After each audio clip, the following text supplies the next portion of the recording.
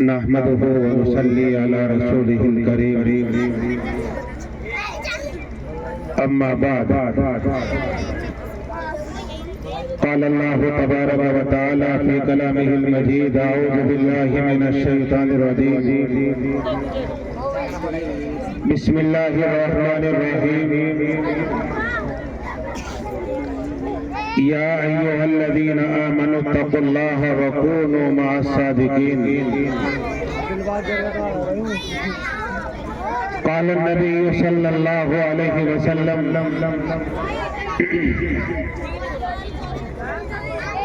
بلغوا عني ولو آية أو كما قال النبي صلى الله عليه وسلم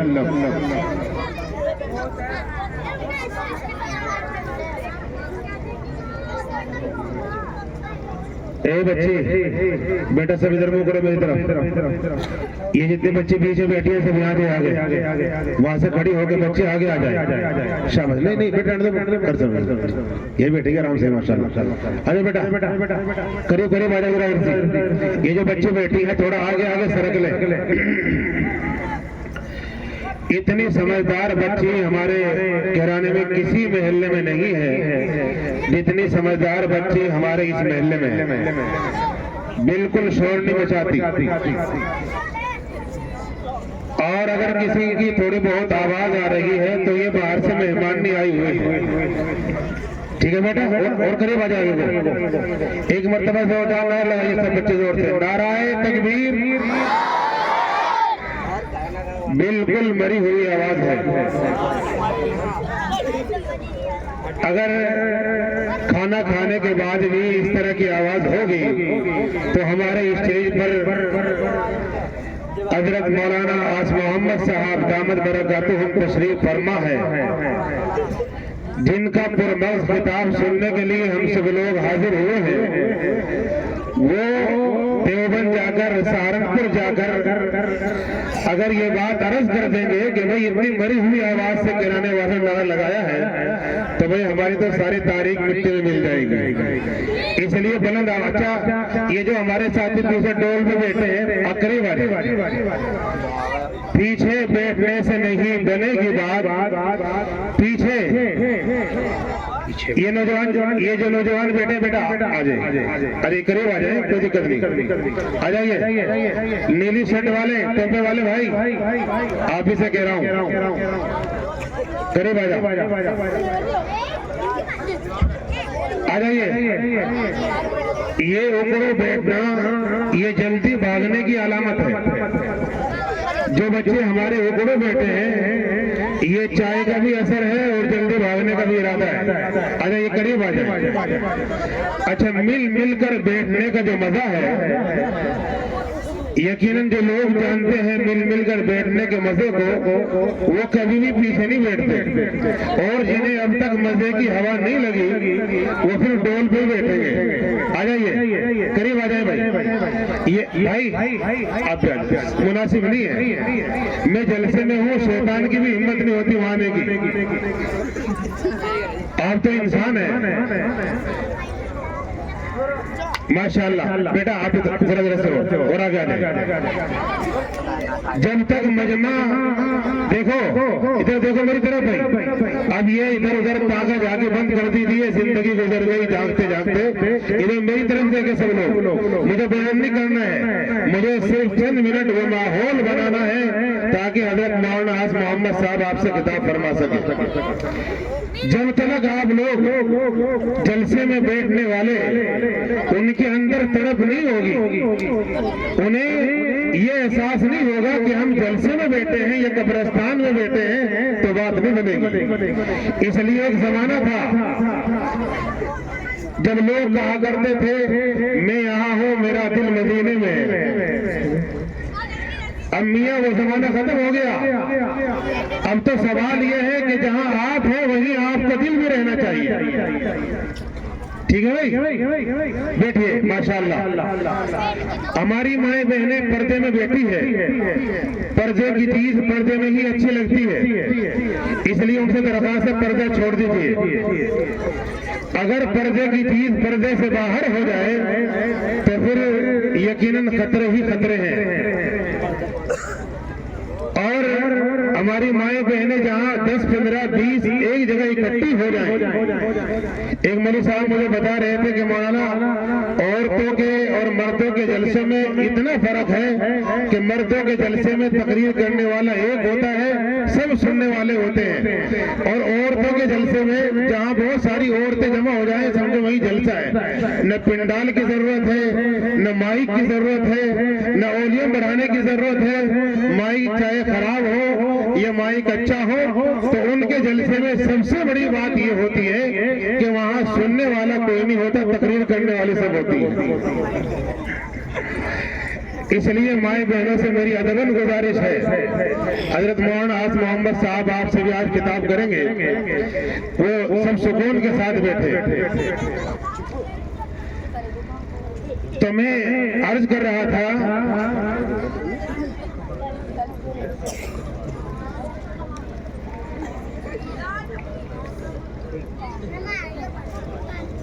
بہرحال میں نے کس بات سے بات شروع کی تھی مجھے ذہن میں نہیں رہا، مسلسل رات 2:30 بجے اور پھر آج صبح سہارنپور سے بھی آگے، عصر سے پہلے وہاں سے بھاگے، حضرت قاری محمد یعقوب صاحب، قاری محمد سرور صاحب، ان حضرات کی محبتوں کا نتیجہ ہے۔ ماشاءاللہ بڑی طبیعت خوش ہوتی ہے کہ جب ہمارے نوجوان، یہ علماء، یہ قرہ حضرات، یہ حفاظ یقیناً ان چھوٹے چھوٹے معصوم بچے اور بچیوں کو مستقبل بنانے میں رات دن محنتیں کر رہے ہیں، کوششیں کر رہے ہیں۔ تو میرے بزرگوں، میں نے آپ حضرات کے سامنے قرآن کریم کی ایک آیت اور آقا مدنی حضرت محمد مصطفیٰ صلی اللہ علیہ وسلم کی ایک حدیث پڑھی ہے۔ ابھی مجھ سے پہلے جناب حضرت مولانا محمد قاسم صاحب جو ہمارے چاند مسجد کے امام و خطیب ہیں، بہت مختصر وقت میں بڑی جامع باتیں اور ایک بڑی یقیناً تاریخی بات انہوں نے آج کے اس اجلاس میں آپ حضرات کے سامنے بیان کی ہے۔ دور حیات آئے گا قاتل قضا کے بعد۔ یہ جو آج کل حالات چل رہے ہیں میرے نوجوانوں سنو، آج کل کے جو حالات چل رہے ہیں سوشل میڈیا کے ذریعے سے جو خبریں ہم تک پہنچتی ہیں، میری تمام بچوں سے، نوجوانوں سے یہ درخواست ہے، یہ گزارش ہے کہ ہم لوگ ان سوشل میڈیا پر وائرل ہونے والی خبروں کو، ویڈیو کو اور اس طرح کی باتوں کو بالکل ذہن میں نہیں لینا چاہیے، اور نہ ہمیں مایوس ہونا چاہیے، نہ گھبرانا چاہیے۔ میں آپ سے عرض کر دوں کہ ہمارے پاس ایمان کی دولت اتنی بڑی دولت ہے کہ اس روئے زمین پر اس سے زیادہ طاقتور اور مضبوط کوئی دولت نہیں ہو سکتی۔ ایمان کی دولت اتنی طاقتور اور مضبوط دولت ہے، اس لیے ایک ایمان والا ہو اور بزدل ہو یہ ہرگز نہیں ہو سکتا۔ اس لیے میرے بزرگوں، ہاں ضرورت ہے تو ایک بات کی ہے کہ ہم لوگ اپنے رشتے کو اپنے خالق سے مضبوط کر لیں۔ آج پوری دنیا کے حالات، ہمارے ملک کے حالات ہمارے سامنے اور آج چاروں طرف ایک ہاہاکار مچی ہے، سب لوگ پریشان حال ہے، ہر ایک انسان کے دل میں یہ بات ہے آگے چل کر کیا ہوگا، کیا حالات بنیں گے، کیسے کام چلے گا۔ اس لیے میرے عزیز ساتھیوں اور بزرگوں، جب بھی اس طرح کے حالات رونما ہوتے ہیں تو قرآن کریم کی جو آیت میں نے آپ حضرات کے سامنے پڑھی، اس آیت میں اللہ نے ارشاد فرمایا کہ ایمان والو اللہ سے ڈرو، نیک اور سچے لوگوں کے ساتھ رہو۔ جب ہم لوگ اپنے دلوں میں اللہ کا خوف پیدا کریں گے، اللہ تبارک و تعالیٰ کا ڈر ہمارے دل میں ہوگا، تو یاد رکھیے میرے بھائیوں، جس انسان کا دل اللہ کے خوف سے، اللہ کے ڈر سے ہو تو وہ انسان اس دنیا میں کسی سے نہیں ڈر سکتا۔ مٹ جائے گناہوں کا تصور ہی جہاں سے اقبال، علامہ اقبال نے کہا ہے، مٹ جائے گناہوں کا تصور ہی جہاں سے اقبال، اگر ہو جائے یقین کہ خدا دیکھ رہا ہے۔ آدمی گناہ کب کرتا ہے؟ آدمی گناہ جب کرتا ہے جب اسے اس کا بالکل احساس نہ ہو کہ مجھے کوئی دیکھ رہا ہے یا نہیں دیکھ رہا ہے۔ اور جب آدمی کے دل میں کسی کا ڈر ہوگا، خوف ہوگا، تو پھر میرے بھائیوں وہ انسان گناہ نہیں کر سکتا۔ اس لیے سب سے پہلی چیز آج کے اس دور میں اگر ہمارے لیے ضروری ہے وہ ہے اپنے دلوں میں اللہ کا خوف پیدا کرنا، اپنے رشتے کو اپنے خالق سے مضبوط کرنا۔ جب ہمارا رشتہ ہمارے خالق سے مضبوط ہوگا تو یاد رکھیے میرے عزیز ساتھیوں، مجھے اور آپ کو اللہ تعالیٰ ایسے اعمال کی توفیق دے گا کہ جن اعمال میں وزن بھی ہوگا، اخلاص بھی ہوگا، اور وہ اعمال کوالٹی والے ہوں گے۔ آپ نے کسی مولوی کی زبان سے یہ بات نہیں سنی ہوگی کہ بھائی قیامت میں انسانوں کے اعمال کو گنا جائے گا کہ یہ کرانے کے حاجی جی ہیں، انہوں نے اتنے حج کر رکھے ہیں، یہ نمازی ہیں، انہوں نے اتنے نمازیں پڑھ رکھی ہے، چلو ان کے لیے جنت کا راستہ آسان کر دو۔ اللہ اس طرح کا اعلان کریں گے؟ ایسا نہیں ہے۔ کل قیامت میں انسانوں کے اعمال کا وزن ہوگا، اللہ تعالیٰ میزان عدل قائم کریں گے، اور دنیا میں انسان جو کر کے جائے گا کل وہاں ترازو میں اس کو تولا جائے گا۔ میرے اللہ کسی پر ذرہ برابر بھی ظلم و زیادتی نہیں کرے گا، میزان عدل قائم ہوگی۔ اور میرے عزیز ساتھیوں، اگر ہمارے اعمال میں اخلاص ہے، کوالٹی والے اعمال ہیں، تو کل ترازو کا پلڑا بھاری ہوگا، اور اگر اخلاص نہیں ہے، وزن نہیں ہے، تو پھر وہ پلڑا اوپر اٹھ جائے گا۔ اس لیے ضرورت ہے کہ ہم لوگ کوالٹی والے اعمال پیدا کریں۔ کیسی کوالٹی ہونی چاہیے؟ آپ نے نام سنا ہوگا حضرت خواجہ معین الدین چشتی اجمیری رحمت اللہ علیہ، ایک بہت بڑا نام میں نے آپ کے سامنے لے دیا۔ حضرت خواجہ معین الدین چشتی اجمیری رحمت اللہ علیہ کے استاد، ان کے شیخ حضرت خواجہ عثمان الدین ہارونی رحمت اللہ علیہ، ایک مرتبہ ادھر دیکھو میری طرف، اے بچوں بیٹھ جائے بیٹا، ادھر دیکھیں، اگر آپ حضرات ذرہ برابر بھی ادھر ادھر حرکت میں آئیں گے مجھے کچھ پتہ نہیں چلے گا مجھے کیا کہنا ہے کیا نہیں۔ اس لیے مولوی گھر سے اپنے مقام سے کچھ اور سوچ کے آتا ہے کہ مجھے وہاں یہ بیان کرنا ہے، اور پھر وہاں جانے کے بعد مجمع کی جیسی دھڑپ ہوتی ہے اللہ تعالیٰ ویسی بات نکلواتا ہے۔ اس لیے میں کچھ اور سوچ کے بیٹھا تھا، ذہن کہیں اور طرف جا رہا ہے۔ اگر آپ اور حرکت میں آئیں گے تو پھر وہ بھی ختم ہو جائے گا۔ تو حضرت خواجہ معین الدین چشتی اجمیری رحمت اللہ علیہ، ان کے استاد اجمیر میں تشریف لائے، اور آس پاس میں اطلاع کرائی گئی جو ان کے مریدین تھے، متعلقین تھے، وہ سب کے سب کہ بھائی اجمیر میں جمع ہو جائیں، حضرت شیخ صاحب حضرت خواجہ عثمان الدین ہارونی رحمت اللہ علیہ وہاں تشریف لا رہے ہیں۔ وہ سب لوگ جمع ہو گئے۔ جمع ہونے کے بعد عشاء کے بعد گفتگو ہوئی، دوران گفتگو حضرت خواجہ عثمان الدین ہارونی وجد میں آ گئے۔ اللہ والوں پر ایک اس طرح کی کیفیت طاری ہو جاتی ہے کہ وہ اپنی اس کیفیت میں یقیناً جو کہہ دیتے ہیں تو وہ اللہ کی طرف سے ہوتا ہے۔ اب حضرت خواجہ عثمان الدین ہارونی وجد میں آئے اور اپنے تمام مریدین سے انہوں نے کہا کہ سنو، جو صبح فجر کی نماز میرے پیچھے پڑھے گا وہ جنت میں جائے گا، اور جو یہ بات کسی اور کو بتائے گا وہ جہنم میں جائے گا۔ اب یہ اعلان سننا تھا، جتنے بھی مریدین تھے، بہت سارے مریدین پیٹ پرست بھی ہوتے ہیں، جیسے ہم سے 20 سال 25 سال پہلے ہمارے ان علاقوں میں مسجدوں میں پیٹ پرست ملا رہا کرتے تھے، جنہوں نے پوری قوم کو، پورے سماج کو یقیناً میرے بھائیوں کھچڑی پر، حلوے پر، جمعرات کو دودھ پر اور نہ جانے کہیں کہیں پہ لگا دیا تھا۔ اللہ نے ان پیٹ پرست ملاؤں سے ہمارے اس علاقے کو محفوظ رکھا، آج مولانا الطاف جیسے اللہ نے پیدا فرما دیے۔ تو حضرت خواجہ عثمان الدین ہارونی نے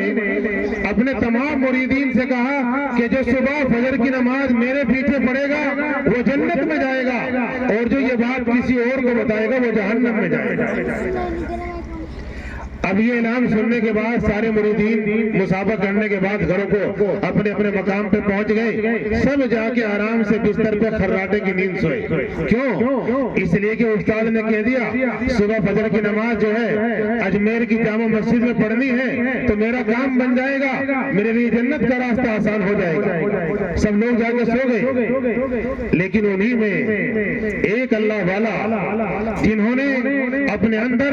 کوالٹی والے اعمال پیدا کیے تھے، یقیناً جب وہ دنیا میں تھے تب بھی ان کی دکان چلتی تھی، آج وہ اجمیر میں سویا ہوا ہے، آج بھی اس کے مرنے کے بعد اس کی دکان برابر چل رہی ہے۔ حضرت خواجہ معین الدین چشتی اجمیری رحمت اللہ علیہ اپنے بستر پہ گئے، کروٹیں بدل رہے ہیں، نیند نہیں آتی، بار بار دل میں یہ خیال آتا ہے کہ معین الدین تو اپنے استاد کے پیچھے صبح فجر کی نماز پڑھ لے گا، تیرا کام بن جائے گا، لیکن اس پورے اجمیر کا کیا ہوگا؟ رات کے 11 بجے 12 بجے نیند نہیں آ رہی ہے، کروٹیں بدل لگے ہیں، تو رات کے آخر حصے میں حضرت خواجہ معین الدین چشتی اجمیری رحمت اللہ علیہ اپنے بستر سے اٹھے، اجمیر کی گلیوں میں منادی تھی کہ عبد الرحمن کے جی کہ میرے استاد نے ایسے ایسے کہا ہے صبح فجر کی نماز میرے استاد کے پیچھے پڑھ لینا، اور صبح فجر کی اذان تک پورے اجمیر میں حضرت خواجہ نے منادی کرا دی، سب کو اطلاع کر دی، صبح دیکھا پورا اجمیر حضرت خواجہ عثمان الدین ہارونی کے پیچھے نماز پڑھ رہا ہے۔ سلام پھیرنے کے بعد حضرت خواجہ عثمان الدین ہارونی نے فرمایا کھڑے ہو کر کے کہ بھائی یہ اتنا بڑا کام کس نے کر دیا؟ کیا میری رات میرے متعلقین کو بات یاد نہیں تھی؟ میں نے کہا تھا کہ جو صبح فجر کی نماز میرے پیچھے پڑھے گا وہ جنت میں جائے گا، اور جو یہ بات کسی اور کو بتائے گا وہ جہنم میں جائے گا۔ تو وہ تمام پیٹ پرست مریدین کھڑے ہوئے اور کہنے لگے کہ حضرت ہم نے نہیں یہ کام کیا، ہم تو بالکل آرام سے سوئے اور صبح جو ہے بھاگ دوڑ کے آنکھ کھلی تب جا کے نماز پڑھی ہے۔ تو حضرت خواجہ معین الدین چشتی اجمیری رحمت اللہ علیہ ادھر ایک طرف کونے میں کھڑے ہو کر کہنے لگے کہ حضرت یہ غلطی مجھ سے ہو گئی۔ کیا فرمایا خواجہ نے؟ کیا فرمایا بھائی؟ ہاں یہی رہو گرانے میں۔ حضرت نے فرمایا کہ یہ غلطی مجھ سے ہو گئی۔ تو حضرت خواجہ عثمان الدین ہارونی نے کہا کیا آپ کو میری بات یاد نہیں تھی؟ تو سنو حضرت خواجہ کا اگلا جملہ، حضرت خواجہ معین الدین چشتی اجمیری نے فرمایا کہ ہاں مجھے معلوم ہے، لیکن مجھے رات کو نیند نہیں آئی، اور میرے استاد سنو اگر ایک خواجہ کے جہنم میں جانے کی وجہ سے پورے اجمیر کی مغفرت ہو سکتی ہو تو خواجہ اس کے لیے تیار ہے۔ حضرت خواجہ معین الدین نے فرمایا کہ اگر میرے جہنم میں جانے کی وجہ سے پورے اس اجمیر کی مغفرت ہو سکتی ہو تو خواجہ اس کے لیے تیار ہے۔ چنانچہ حضرت خواجہ عثمان الدین ہارونی نے اپنے پاس بلایا اور بلا کر کے ایسے ان کو گلے لگایا، دبایا ان کو سینے سے اور کہا کہ خواجہ نیچے دیکھو۔ تو حضرت خواجہ معین الدین چشتی اجمیری نے نیچے دیکھا تو تحت الثری نظر آیا، پھر کہا کہ اوپر دیکھو تو اوپر عرش معلی نظر آیا۔ حضرت خواجہ عثمان الدین ہارونی نے کہا میں یہی تو دیکھنا چاہتا تھا کہ کوالٹی کس کے اندر ہے، اس لیے یہ سب کے سب بغیر کوالٹی نہیں ہے۔ تو میرے عزیز ساتھی اور بزرگوں، بہرحال میری بات لمبی ہو گئی، مجھے اتنا لمبا بیان نہیں کرنا تھا، مجھے تو آپ سے یہ عرض کرنا ہے کہ میرے بزرگوں ہم لوگ اپنے اعمال میں کوالٹی پیدا کریں، تو کوالٹی ہوگی تو انشاءاللہ دنیا میں رہیں گے تب بھی مارکیٹ میں ہمارا نام ہوگا، اور جب دنیا سے جائیں گے تب بھی برابر دکان چلے گی، ورنہ تو خالی ڈھول کی طرف پھر رہے ہیں، آواز دور تک جا رہی ہے۔ میرے عزیز ساتھیوں اگر ایسے ہی خالی رہے تو آج ہمیں یہ تنگ نظر دنیا کم ہمت سمجھ کے ہر موڑ پہ دبانے کی کوشش کر رہی ہے، وہ وقت دور نہیں ہے کہ کسی نے کہا ہے کہ ہم ہی کو قاتل کہے کہ دنیا ہمارا ہی قتل عام ہوگا، ہم ہی کنویں کھودتے پھریں گے اور ہم ہی پر پانی حرام ہوگا۔ اس طرح کے حالات سے ہمیں گزرنا ہے۔ میں اپنی بات یہیں ختم کر رہا ہوں، میں زیادہ جو ہے طویل میری گفتگو ہو گئی۔ ہمارے درمیان میں ہمارے آج کے اس اجلاس کے مہمان خصوصی